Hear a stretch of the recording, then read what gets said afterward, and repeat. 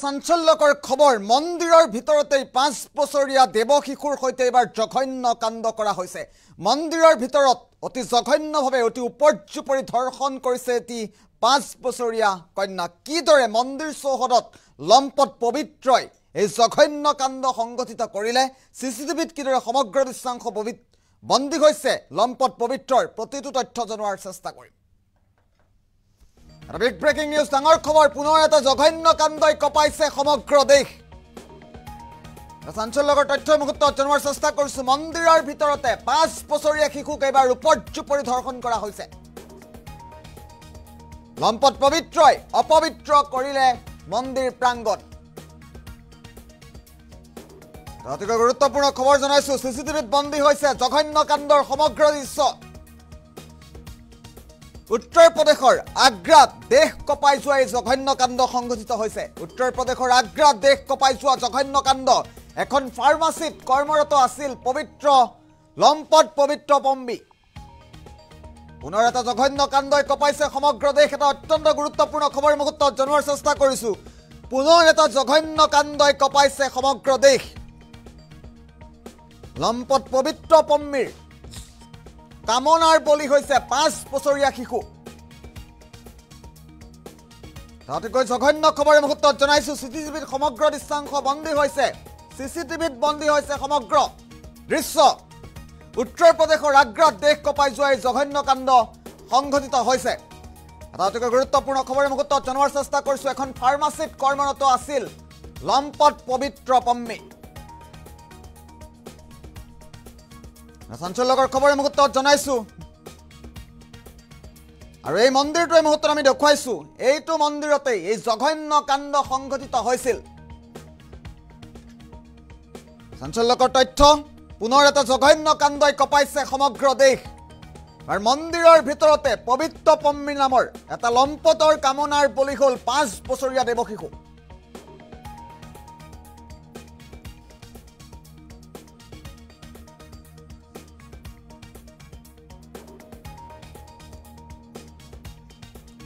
আৰু উত্তৰ প্ৰদেশৰ আগ্ৰাত এই জঘন্য কাণ্ড সংঘটিত হৈছে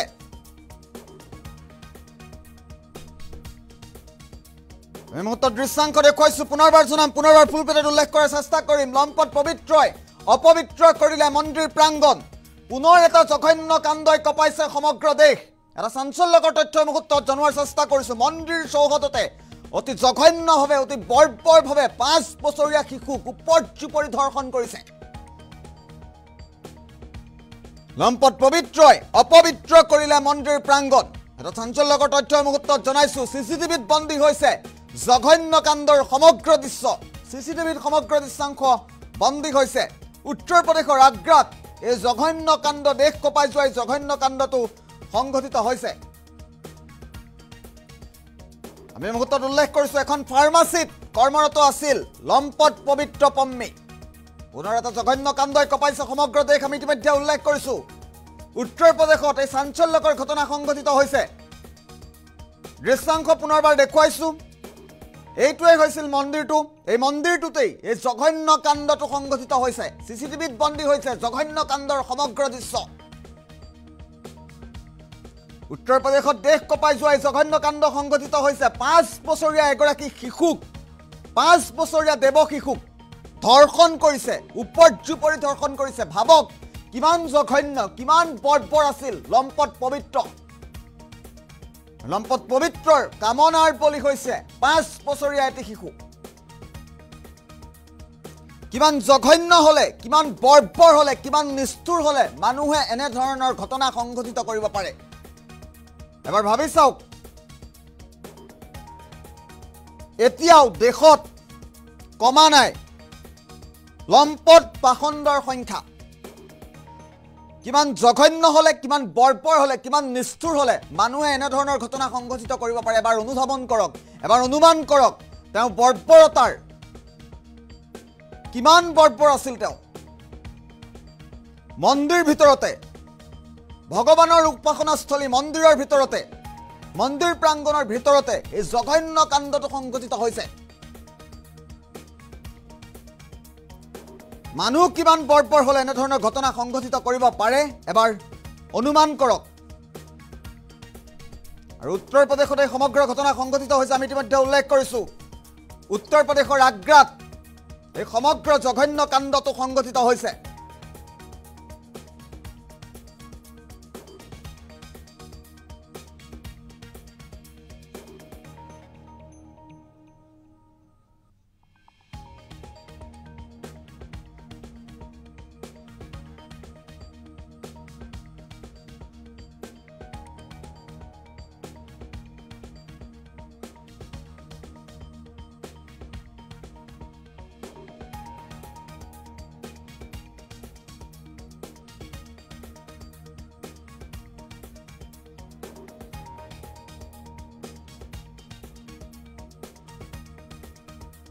আৰু আমি ইতিমধ্যে উল্লেখ কৰিছোঁ উত্তৰ প্ৰদেশৰ আগ্ৰাতে জঘন্য কাণ্ডটো সংঘটিত হৈছে। মন্দিৰৰ ভিতৰতে 5 বছৰীয়া শিশুক উপৰ্যুপৰি ধৰ্ষণ কৰা হৈছে, যি ঘটনাই কঁপাই গৈছে সমগ্ৰ দেশ।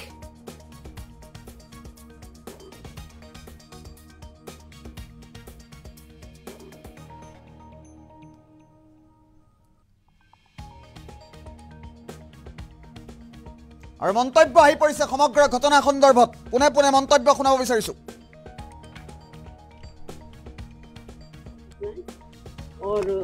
कोशिश होनी चाहिए कि ऐसी घटनाएं हो ही नहीं। आज मुझे थाने पे आना पड़ा, बच्ची के अभिभावक भी यहाँ है, बच्ची भी यही है क्योंकि उसका मेडिकल करके यहाँ बुलवाया गया उसको। हालांकि जो आरोपी है वो गिरफ्तार हो गया है, लेकिन कुछ चीजें ऐसी हैं जो मुझे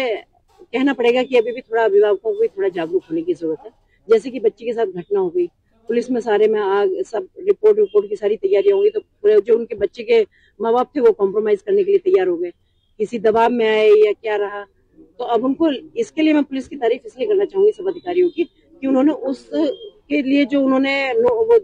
देने वाले थे उसका कॉम्प्रोमाइज लेटर, उसको उन्होंने रुकवाया, बच्ची का मेडिकल कराने के लिए भेजा है आज उन्होंने, और उसके बाद उसको अरेस्ट भी कल कर लिया, जैसा आपको पता ही होगी। तो मैं सब अभिभावकों से ये कहना चाहती हूँ कि थोड़े से जागरूक बने और थोड़े से ये भी हो कि किसी दबाव में ना आए अगर ऐसी घटना होती है। लेकिन क्योंकि अगर जागरूक बनेंगे तो मैं कहती हूँ कि घटना घटने के बाद कार्रवाई होती है, इसलिए कोशिश ये की जाए कि इस तरह की घटना ही ना घटे।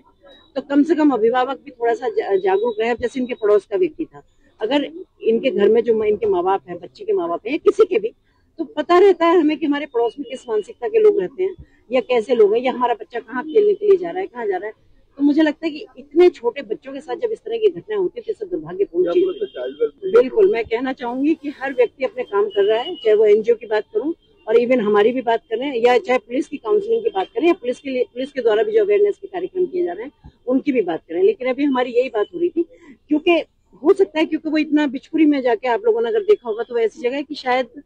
या तो वो लोग इतने अवेयर नहीं है कि भाई अगर काउंसलिंग कहीं हो रही है या कहीं ऐसे थोड़ा जागरूकता अभियान चल रहे हैं तो उनको बुलाया जाता है तो नहीं जाते हैं। कई बार लोग कहते हैं अरे क्या करना है, हमें सब पता है, ठीक है, उस वजह से नहीं जाते। लेकिन अभी हमारी जब बैठ के यहाँ चर्चा हुई सब अधिकारियों के साथ, यही हुआ कि हम कोशिश ये भी करते हैं कि हम किसी भी पुलिस अधिकारी के थ्रू या कहीं भी पुलिस डिपार्टमेंट से कोई व्यक्ति जाए और मोहल्लों में एक नुक्कड़ सभा के माध्यम से जागरूकता अभियान चलाए,